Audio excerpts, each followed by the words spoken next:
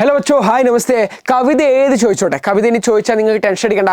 ഏത് കവിത ചോദിച്ചാലും അതിൻ്റെ അപ്രിസിയേഷൻ എഴുതുന്നതിൻ്റെ ഒരു ഫോർമാറ്റ് അല്ല, ഒരു ടെംപ്ലേറ്റ് തന്നെ പഠിപ്പിച്ചു തരാം. ഒരു ടെംപ്ലേറ്റ് പഠിപ്പിച്ച് കഴിഞ്ഞാൽ നിങ്ങൾക്ക് ഈസി ആയിട്ട് എഴുതാൻ സാധിക്കുന്നതാണ്. ഞാൻ പറഞ്ഞുതരാം എന്തൊക്കെയാണ് നിങ്ങൾ ശ്രദ്ധിക്കേണ്ടത്. ഒരു കവിത നിങ്ങൾക്ക് തരും അല്ലേ, കവിതയുടെ ഒരു 5-8 വരികൾ 5-6 വരികൾ ഇങ്ങനെ തന്നിട്ടുണ്ടാവും. സോ എന്ന് കവിത അറിഞ്ഞിട്ടില്ലെങ്കിൽ പ്രശ്നമില്ല, നിങ്ങൾക്ക് ഏകദേശം ആരാണ് എഴുത്തുകാരൻ അറിയോ. എങ്ങനെ എഴുതണം? കവിത കാ ജോ ശീർഷക് മുझे जो यहाँ कविता जो मिला है, കവിതയുടെ തലക്കെട്ട് എഴുതണം. തലക്കെട്ടിയോടെ നിങ്ങൾ കൊടുത്തു കവിത കാ ശീർഷക് മധുരുദു ഹേ.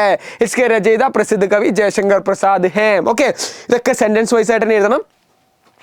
इस कविता का मुख्य विषय प्रकृति जो प्रकृति पर आधारित है, मुख्य विषय प्रकृति पर आधारित है. അത് ക്ലിയർ അല്ലേ? അല്ലെങ്കിൽ വസന്ത ഋതു पर आधारित है. അങ്ങനത്തെ ആ മെയിൻ തീം നിങ്ങൾ അവിടെ എഴുതി വെച്ചു.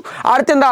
कवि ने इस कविता के माध्यम से हमें यस प्रकृति में वैयक्तिकरण की प्रेरणा दी है. यस प्रकृति में वैयक्तिकरण, प्रकृति में जो बदलाव, इसकी जो प्रेरणा दी है. എന്താണ്, എന്ത് പ്രേരണയാണ്, എന്ത് ഇൻസ്പിറേഷൻ ആണ് ആ കവിതയിലൂടെ തന്നത് എന്നൊരു കാര്യം ഇവിടെ നിങ്ങൾക്ക് മെൻഷൻ ചെയ്യാം. ക്ലിയർ അല്ലേ? കവിത की भाषा सरल और सहज प्रभावशाली है. അതെന്തായാലും നോട്ട് ചെയ്തോ. നിങ്ങൾ എപ്പോഴും കവിതയുടെ ആസ്വാദന ടിപ്പണി എഴുതുമ്പോൾ ഉപയോഗിക്കേണ്ട പോയിന്റ് ആണ് കവിത की भाषा सरल सहज और प्रभावशाली है എന്നുള്ള പറയുന്നത്. കവിനെ ഭാവനക്കോ बहुत ही सुंदर ढंग से व्यक्त किया है. കവി എന്താണ്, ഈ ഭാവനകളെ വളരെ സുന്ദർ ढंग से व्यक्त किया है. ഇതൊക്കെ എന്തായാലും ഉൾപ്പെടുത്തിക്കോ. അതുപോലെ തന്നെ എല്ലാത്തിനും നിങ്ങൾക്ക് ഉൾപ്പെടുത്താൻ പറ്റുന്നതാണ് കവിനെ ഭാവനക്കോ बहुत ही सुंदर ढंग से लिखा है. ഇനി വളരെ സിമ്പിൾ ആയിട്ട് ഒരു പരിപാടി പറഞ്ഞുതരാം. ഏതെങ്കിലും ഒരു വരിയില്ലേ, ഏതെങ്കിലും ഇഷ്ടപ്പെട്ട 2 വരികൾ എന്ത് ചെയ്യണം, ചൂസ് ചെയ്ത് നിങ്ങൾ ഇവിടെ എഴുതണം. 2 വരികൾ ഇതുപോലെ ചൂസ് ചെയ്ത് എഴുതുക. എന്നിട്ട് നിങ്ങൾ എഴുതണം എന്താണ്, मुझे इस कविता की ये पंक्तियां सबसे अधिक पसंद है. मुझे ये कविता की ये पंक्तियां बहुत अधिक पसंद है. എനിക്ക് ഈ കവിതയിലെ ഈ 2 വരികൾ വളരെ ഇഷ്ടമാണ് എന്ന് എഴുതാം. കാരണം क्योंकि इन पंक्तियों में गहरा अर्थ छिपा है. കാരണം ഈ വരികൾ എന്താണ്, വളരെ ആഴത്തിലുള്ള അർത്ഥങ്ങൾ എന്താണ് ഒളിച്ചിരിക്കുന്നുണ്ട്. और ये सीधे दिल के ओर छू लेती है. നേരെ ഹൃദയത്തിലേക്കാണ്, നമ്മുടെ ഹൃദയത്തിലേക്കാണ് നേരെ നമ്മളെ ടച്ച് ചെയ്യുന്നത് എന്ന് പറഞ്ഞിട്ട് നിങ്ങൾക്ക് എന്ത് ചെയ്താം, ആ ഒരു റീസൺ കൂടെ എക്സ്പ്ലെയിൻ ചെയ്യാം. എന്തുകൊണ്ടാണ് ഈ വരികൾ ഇഷ്ടപ്പെട്ടത്, അതിന്റെ റീസൺ നിങ്ങൾക്ക് ഇവിടെ വ്യക്തമാക്കിയിട്ടുണ്ട്. ഇനി അവസാനം ഒരു കൺക്ലൂഷൻ, ഇത് അതുപോലെ തന്നെ എഴുതി വെച്ചോടാ. ഒരു കൺക്ലൂഷൻ എഴുതിക്കോ, ये कविता हमारे हृदय को छू लेती है. ഈ കവിത നമ്മുടെ ഹൃദയത്തിനെ നേരെ ടച്ച് ചെയ്യുന്നു.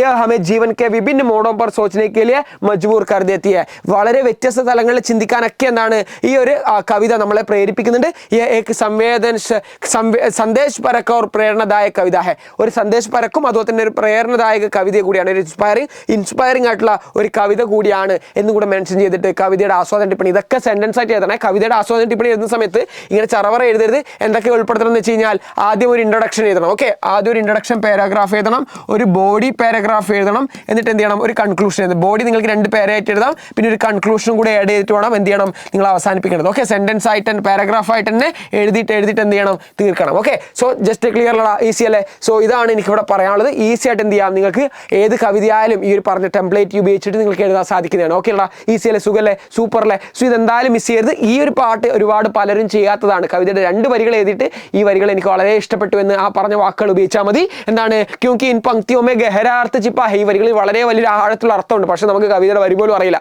എന്നാൽ നമുക്ക് അത് എഴുതാൻ സാധിക്കും. സോ എങ്ങനെയുണ്ടായ ഒരു ട്രിക്ക്, ഈസി അല്ലേ, സൂപ്പർ അല്ലേ? കമന്റ് ബോക്സിൽ ഒന്ന് ഫയർ ഇട്ടടാ. ഓക്കെ അല്ലേ, റെഡി? സോ മിൽത്തെ ഹൈ ബച്ചോ അഗലെ വീഡിയോ में. Thank you.